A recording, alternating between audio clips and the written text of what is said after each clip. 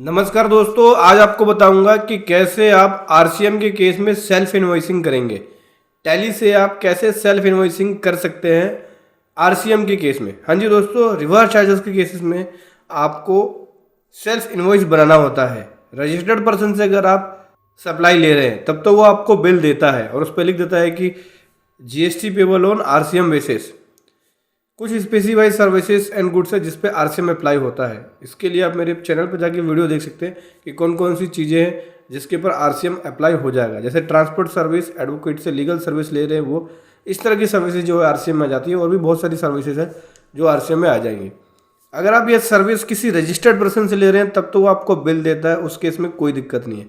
लेकिन unregistered person से ले रहे हैं तो उसमें वो आपको बिल नहीं देता।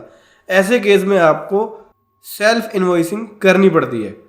ठीक है, वो कैसे होगी सेल्फ इनवॉइसिंग आज आपको बताऊंगा। तो सबसे पहले आपको एक वाउचर टाइप में जाना है और वाउचर टाइप में जाके वाउचर क्रिएट कर लेना है। तो चलिए चलते हैं वाउचर टाइप में। टेली प्राइम में आएंगे, गेटवे ऑफ टेली पे, यहाँ से जाएंगे क्रिएट में।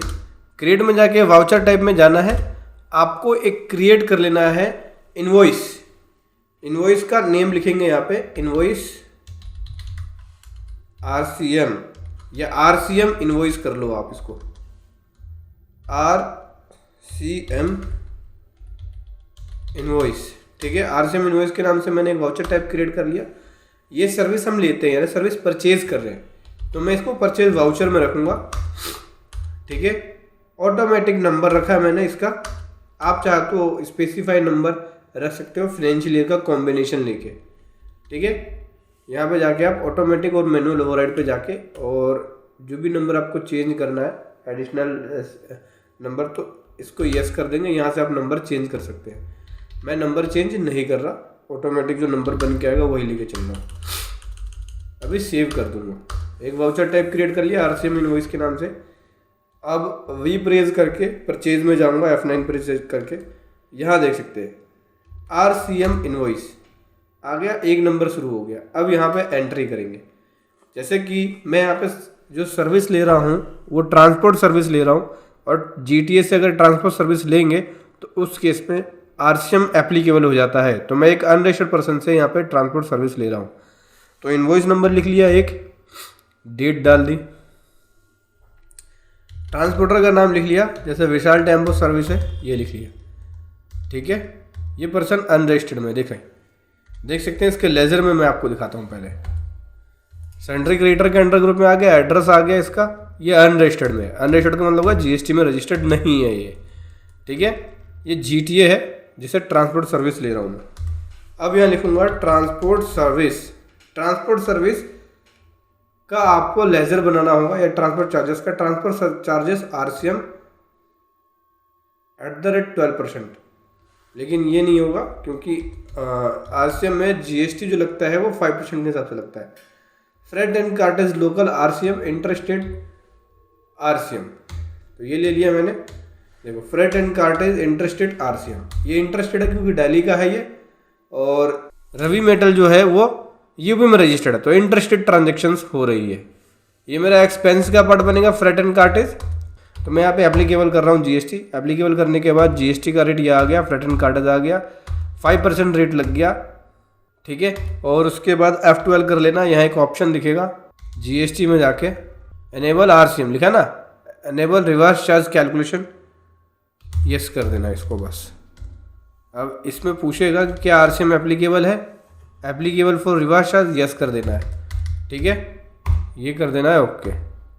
अब जैसे एग्जांपल के लिए मैंने इससे जो ट्रांसपोर्ट सर्विस ली वो 25,000 की ट्रांसपोर्ट सर्विस ली। ठीक है, इस पर जीएसटी नहीं लगेगा क्योंकि जीएसटी जो है हमें खुद से जमा करना है, तो बिल पे नहीं लगेगा जीएसटी, क्योंकि पार्टी को पेमेंट हम केवल 25,000 करेंगे, बाकी पेमेंट जो है वो गवर्नमेंट को करेंगे। तो आरसीएम के केस में सेल्फ इनवॉइसिंग अगर करते हो तो उस केस में बिल के ऊपर जीएसटी नहीं लगेगा। इसको एंट्री अलग से होगी जो मैं आपको आगे बताऊंगा। इसको करेंगे सेव। एंट्री हो गई सेव 3 अक्टूबर में। इसकी डेट चेंज कर रहे हैं, 5 दिसंबर में कर रहा हूँ मैं इसको। एक बार फिर से पेज अप करके यहाँ पे जो डेट है वो भी चेंज करेंगे, 5 दिसंबर 2024। सेव किया। अब देखो यहाँ पे इसका प्रिंट प्रीव्यू देखेंगे, करंट प्रीव्यू Alt Z, ये देखिए ये आ गया। इस पे जीएसटी नहीं लग रहा है, ठीक है। इनवॉइस की डिटेल आ गई। इनवॉइस का जो टाइटल है वो इनवॉइस लिखा हुआ है। अभी जब आप इसको प्रिंट करेंगे तो इस पर थोड़ा सा चेंज करते हैं इनवॉइस का टाइटल। आप इनवॉइस का टाइटल यहाँ से भी चेंज कर सकते हैं। यहाँ जाके जब प्रिंट प्रीव्यू देते हो, यहाँ से दोस्तों टाइटल में जाके इसको टाइटल को चेंज कर लेना, RCM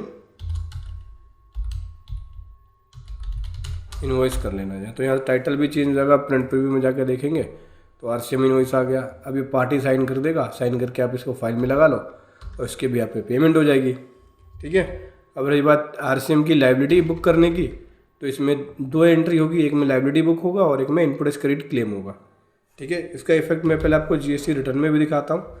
अनरजिस्टर्ड के केस में इसका इफेक्ट केवल 3B में जाएगा। रजिस्टर्ड हो या अनरजिस्टर्ड हो, इसका इफेक्ट केवल 3B में जाएगा RCM का जो केस होगा।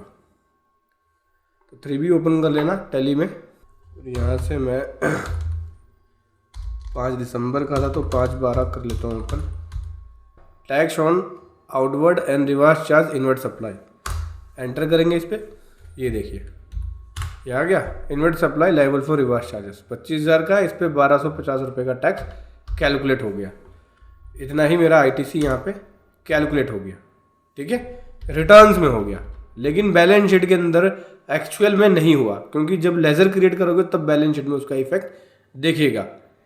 तो क्या करना है, अभी इसकी लायबिलिटी क्रिएट करेंगे, देन उसके बाद ITC क्रिएट करेंगे। तो वाउचर एंट्री में आके F7 प्रेस करेंगे। F7 प्रेस करके Alt और J करेंगे, GST सिलेक्ट किया। यहाँ पे लेंगे हम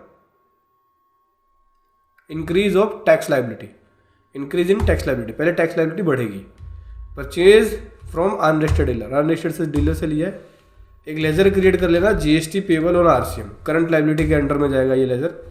1250 का टैक्स है। आउटपुट आई GST क्रिएट होगी, 5% का टैक्स रेट है और 25,000 का टैक्सेबल वैल्यू है, ठीक है। प्रोवाइड किया GST डिटेल्स, यहाँ हम लिखेंगे पार्टी का नाम विशाल टेम्पो सर्विस, अनरजिस्टर्ड ले लिया, सेव कर दिया, ठीक है। 5 दिसंबर को एंट्री मारी। अभी टैक्स लायबिलिटी क्रिएट करी, अभी इनपुट एज क्रेडिट। तो Alt J GST increase of input as credit, purchase under या परचेज फ्रॉम अनरजिस्टर्ड डीलर ले लिया, ठीक है। अब यहाँ लेंगे इनपुट आई GST, 5% का रेट, 25,000 की टैक्सेबल वैल्यू, 1250 आ जाएगा। GST पेबल ऑन RCM ये ले लिया। उसके बाद यहाँ भी पार्टी का नाम विशाल टेम्पो सर्विस, ये सेव कर दिया। मैंने लायबिलिटी क्रिएट कर दी और ITC दोनों ही क्रिएट कर दिया। अब मैं इसका इफेक्ट आपको पहले बैलेंस शीट में दिखा देता हूँ। देखो इस एंट्री से पहले इसका बैलेंस शीट में कोई इफेक्ट नहीं था। अगर 5 दिसंबर की एंट्री देखी जाए, ओपनिंग ट्रांजैक्शंस, तो ये देखिए 1250 पहले ITC बना IGST का, यहाँ पे दिख रहा होगा आपको, और उसके बाद यहाँ पे आउटपुट में लायबिलिटी बनी 1250। तो बैलेंस शीट के अंदर इसका इफेक्ट पड़ा गया। साथ ही के साथ GST रिटर्न में अगर आप जाओगे 3B में आ जाते हैं और 5 दिसंबर में आपको इसका इफेक्ट दिखाता हूँ। 5/12/24, 5/12/24, तो ये देख सकते हैं इस पे तो इफेक्ट हो ही रहा था। ये देखिए इस पे इफेक्ट 1250 का और 1250 का आया। जब आप इस पे जाएंगे, एंटर करेंगे यहाँ, तो आपको बताएगा कितनी लायबिलिटी बुक है, कितना क्या है, इतनी ये हमारी लायबिलिटी बुक है। तो इस प्रकार से रिटर्न में इफेक्ट दिखेगा। और जब आप बैंक से पेमेंट कर दें, क्योंकि RCM की पेमेंट कैश लेजर से होती है, तो जब बैंक से पेमेंट करेंगे तो आपको क्या करना है बताता हूँ। सिंपल, आपका आउटपुट टैक्स बन जाएगा, यानी टैक्स की लायबिलिटी बन जाएगी। तो बैंक से पेमेंट करेंगे तो पेमेंट की एंट्री करेंगे F5 करके, यहाँ बैंक सेलेक्ट करेंगे, जो भी आपका बैंक होगा, जैसे बैंक ऑफ बड़ौदा हो गया, तो यहाँ से आउटपुट आई GST की पेमेंट होगी, कितना 1250 की, ठीक है। ये बैंक से पेमेंट हो जाएगी, यानी लायबिलिटी पे हो गया और ITC क्लेम भी हो गया बुक्स के अंदर। तो समझ गए दोस्तों, ऐसे आपको सेल्फ इन्वॉइसिंग करनी है टैली प्राइम से RCM के केस में। वीडियो कैसी लगी ज़रूर बताएं। Thank you so much. जय हिंद, वंदे मातरम।